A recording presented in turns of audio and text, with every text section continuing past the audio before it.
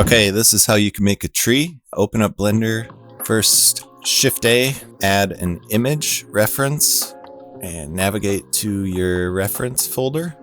Find your file, add it in. G to kind of move it around to where you're going to trace this a little bit, if need be. If it's already there, then super. Click on your default cube.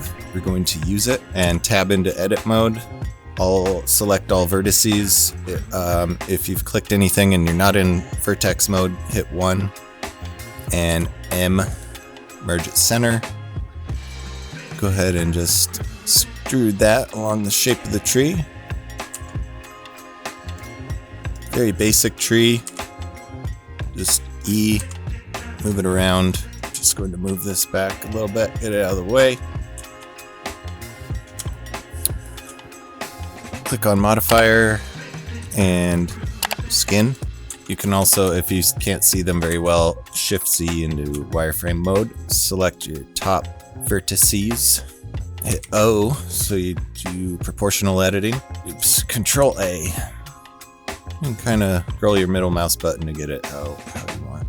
Now, unless that's the look you're going for, most trees don't grow like that. But go ahead and you can turn off proportional editing. Just kind of move it around so it looks a little more natural. You could also extrude these when you're actually making the tree, and just move your viewport around. Go ahead, Shift A, add an icosphere, mesh, icosphere. That's about right. Move it around.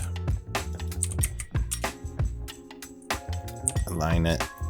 And turn on proportional editing. And just kind of mash it around. Shade smooth if you like that look instead. And just play around. Duplicate it and just kind of rotate it or do what you like. And just kind of... Now this looks nothing like my reference image, but I don't really care. Creative license. Ansel Adams will never know that this was his tree. There we go. There's a tree. Next, I'll show you how to shade it.